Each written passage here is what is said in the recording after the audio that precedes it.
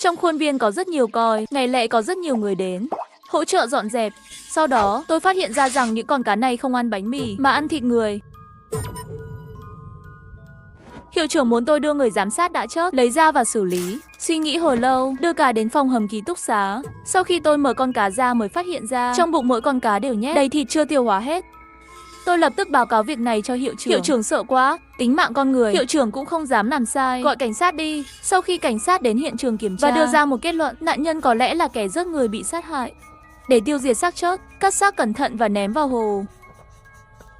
Nhưng bởi vì thi thể bị phá hủy quá nghiêm trọng, không thể phân biệt danh tính được. Trường không phát hiện có học sinh mất tích, cảnh sát muốn kiểm tra kỹ càng. Lúc này tôi chợt nghĩ, xác chết đều có trình tự mã gen. Nếu có gen đặc biệt, có thể thu hẹp đáng kể phạm 6 kiểm tra. Trường học có thiết bị liên quan. Cảnh sát nhìn bảo vệ trên người tôi, một mặt ngu ngốc. Sau khi hiệu trưởng hỏi tôi một lần, ông ấy nghĩ tôi rất khẩn cấp. Học sinh cũ của anh ấy học kỹ thuật. Trong mắt cảnh sát lập tức có thêm một chút khác biệt. Vài ngày sau, cảnh sát đến chỗ tôi để đăng ký.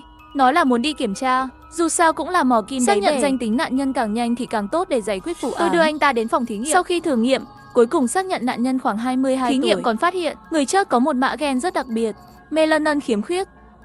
Đó là bệnh bạch tạng. Tôi chợt nhớ ra, bạn học của mình hình như có một cậu bé bị bạch tạng. Tên là Vương Chiết, tháng 7 vừa tốt nghiệp năm. Cảnh sát đã liên lạc với cha mẹ của Vương Chiết. Đối phương lại tuyên bố con trai tôi đã đi du học ở Úc rồi.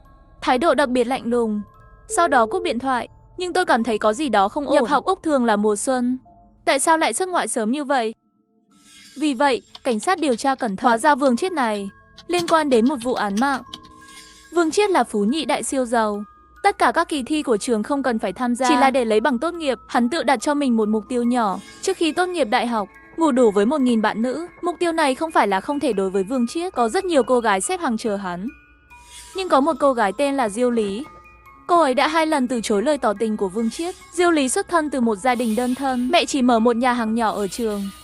Đối với Vương Chiết, câu chuyện của Diêu Lý ngược lại đã truyền cảm hứng cho anh ta. Vương Chiết luôn không thể thành công. Hôm nay bắt đầu cùng nhau chôn tâm tư. Vương Chiết cho một số cô gái bỏ rơi và cô lập Diêu Lý.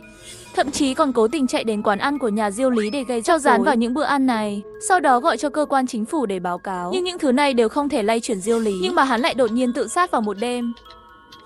Là một tòa nhà bỏ hoang. Còn chưa nói rõ ràng. Nhưng cảnh sát tìm trong cơ thể của Diêu Lý nhưng lại phát hiện ra dấu vết của Vương Chiết. Trên cổ có dấu tay của anh ta. Nhưng Vương Chiết kiên quyết không thừa nhận. Hắn tự xưng là bạn trai của Diêu Lý. Vết véo là 2 người cãi nhau. Vụ án này thiếu bằng chứng quan trọng. Thêm vào đó, xác nhận ra thế của Vương Chiết, cảnh sát vội vàng rút kiếm. Vương Chiết được tha bổng. Tôi mơ hồ nhớ hắn còn cười kiêu ngạo.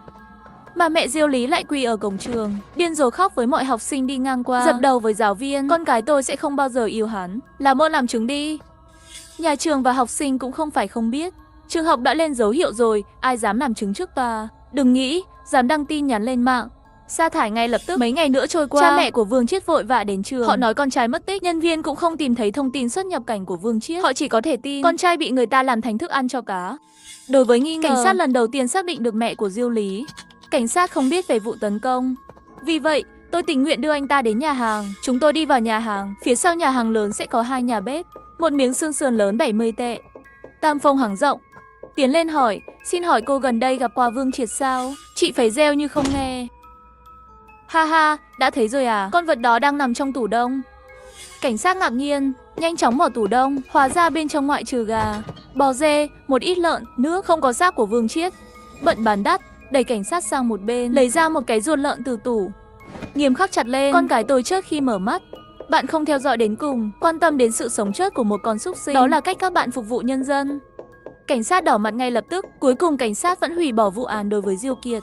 Dựa trên độ dài của trò đùa, kẻ giết người vứt xác chắc là trong ngày lễ.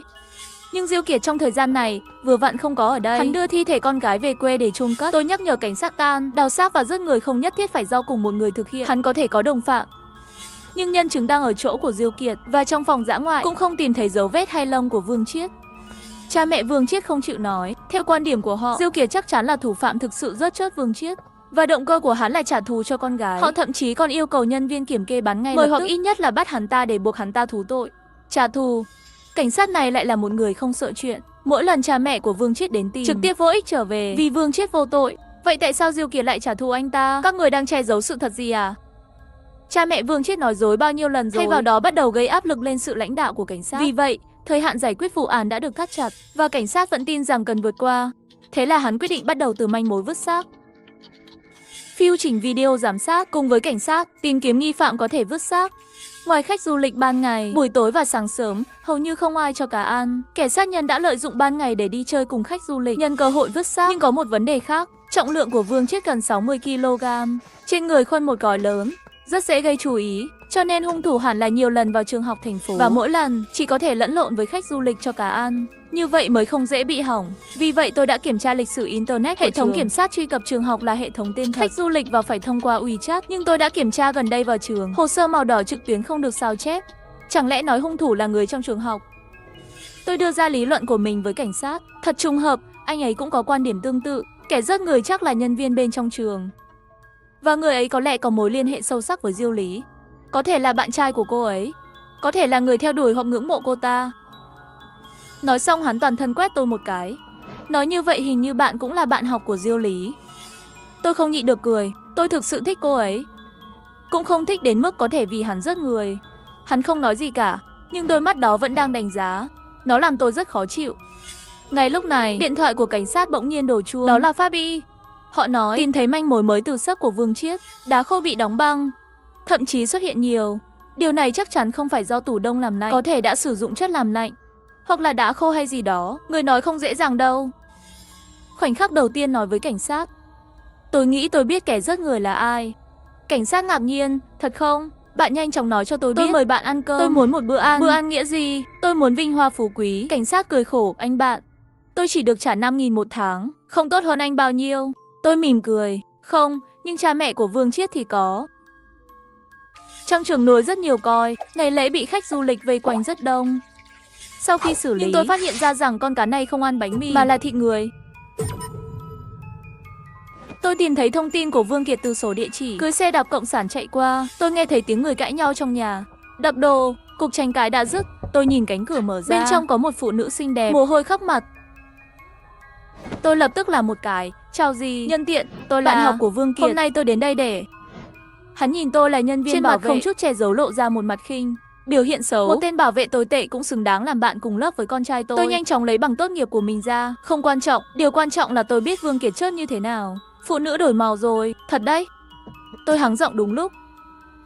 Nghiêm túc đấy, thưa bà, tôi không làm thế vì tiền. Phú bà tỉnh ngộ tiện tay ném cược một tờ giấy. Tôi cẩn thận bỏ cái này vào túi, sau đó kéo ra một bộ thiết bị thí nghiệm, một con chuột trắng còn sống và một bình giữ nhiệt. Tôi đập vào cửa ra vào và cửa sổ, nhưng không sau đó lấy chất lỏng bên trong chai, trực tiếp trên chuột thí nghiệm. Một làn khói trắng nồng nặc nuốt chửng chuột trắng trong nháy mắt. Trong vòng chưa đầy 3 giây, nó đã hoàn toàn cứng đơ. Tôi lấy ra một cái túi, nhét con thỏ trắng đông lạnh vào, sau đó qua túi, dùng một cái đập xác thành từng mảnh. Thứ trong chai là nitơ lỏng. Nhiệt độ sôi là âm 196 độ. Nếu bị đông lạnh bởi nitơ lỏng thì sẽ bị hoại tử trực tiếp. Máu cũng sẽ đóng băng hoàn toàn, vì vậy sẽ không lưu bất kỳ dấu vết nào. Chỉ cần ném cục này xuống hồ trước kỳ nghỉ. Sau khi rã đông tự nhiên trong thời gian đó sẽ bị một đám con nuốt chửng. Điều này tạo ra một ảo tưởng kẻ giết người vứt xác trong ngày lễ. Tôi có một đoạn phim giám sát nữa. Bà Diêu từng vào trường trong kỳ nghỉ lễ. Trong tay cũng cầm 2 túi đồ lớn. Hắn nói lý do vào trường là để giao đồ ăn. Bà Vương vuốt ve túi nhựa màu đen trên màn hình giám sát. 700 triệu không thành công. Vương phụ nhìn đám phân rã của con chuột trắng kia, như thể đang nhìn thi thể con trai run rẩy. Tôi không thể không nhắc nhở, các bạn không thấy lạ sao? Diêu Kiệt đúng là hung thủ, nhưng bà ấy chỉ là một đầu bếp không có trình độ. Làm sao có thể nghĩ đến một phương pháp phức tạp như vậy để biểu cảm trên khuôn mặt của hai cha mẹ từ từ biến thành nghi ngờ. Ý bạn là sao? Ngoại trừ bà Diệu. Chết, hắn còn có kẻ thù nào không? Vương Kiệt mặc dù không có kẻ thù, nhưng không có nghĩa là hai người không có. Hai người là một khoảnh khắc. Bà Vương dường như bỗng nhiên nghĩ đến cái gì đó, đập mạnh một cái bàn.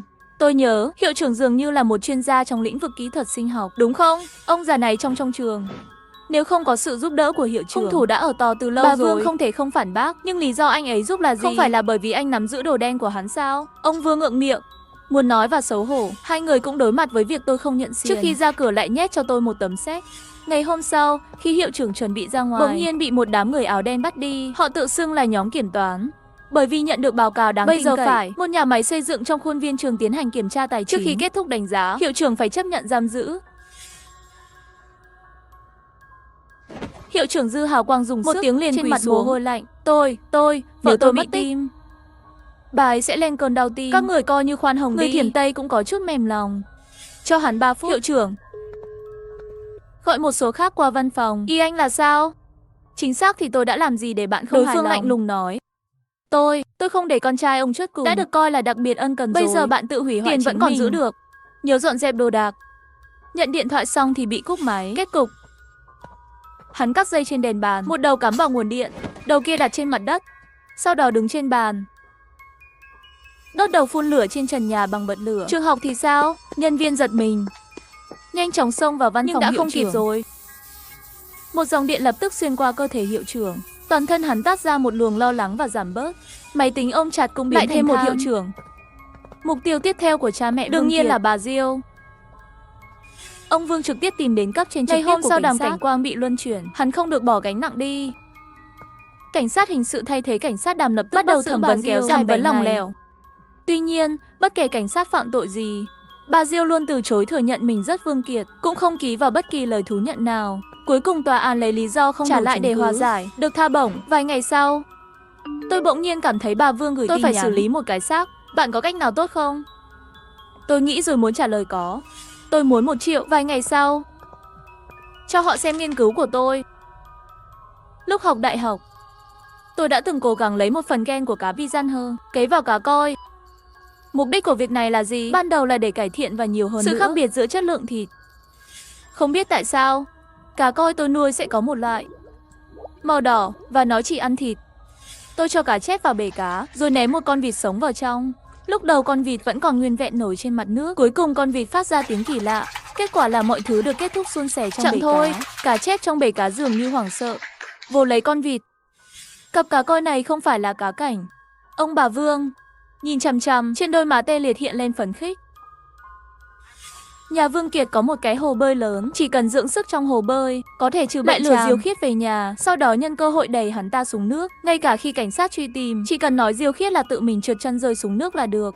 Vậy, tôi đã cung cấp một lô cá cho cha mẹ của Vương Chiết, có khoảng hơn 100 con, để làm cho những này hung dữ hơn. Bà Vương còn nghĩ ra ý tưởng rất ác độc này, chính là dùng xác chất trộn vào nhau, khiến họ không thể phân biệt đã dùng thi thể của ai. Trong tâm trí hắn cũng sớm có người chọn, đó chính là Diêu Lý, người đã được chôn cất không lâu. Hắn tìm mấy hòn đảo rồi, chạy đến nhà Diêu Lý, đổ xác cô gái ra, tự tay tìm thấy khối tóc, ăn trộm những thứ này. Cá vài tuần đã lớn lên. Vì vậy, bà Vương đã liên lạc với dược sĩ. Bà ta nói dối trên điện thoại, chính mình thường xuyên mơ thấy Diêu Lý bị hắn hàng đêm quấy rầy, cho nên muốn mời Diêu Khiết đến thuyết phục con gái đầu thai. Nếu không hắn sẽ mời vị pháp sư giỏi nhất để làm pháp sự. Đến lúc đó Diêu Lý chỉ có thể vĩnh viễn không được siêu sinh. Bà Diệu không thể từ chối, thế là được mời đến nhà Vương Chiết. Hỏi bà gặp con gái tôi ở đâu?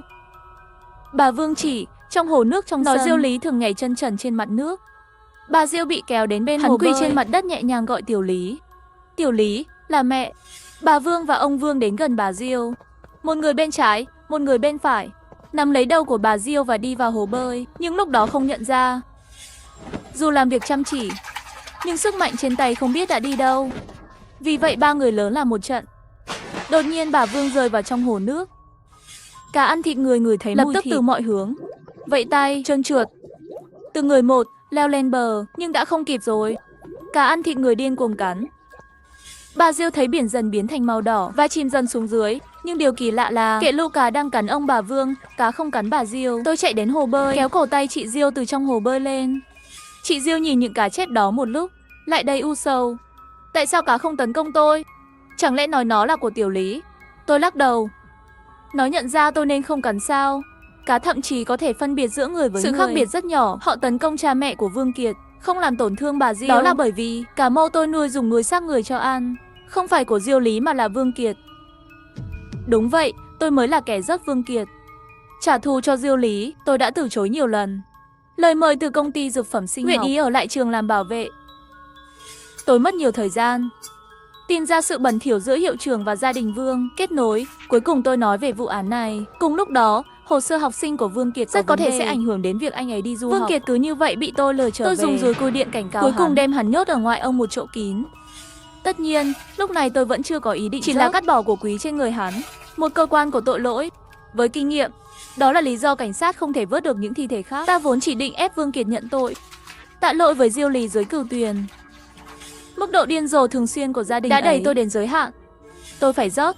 Chúng tôi đổi xác anh ta sau khi bị đầu độc.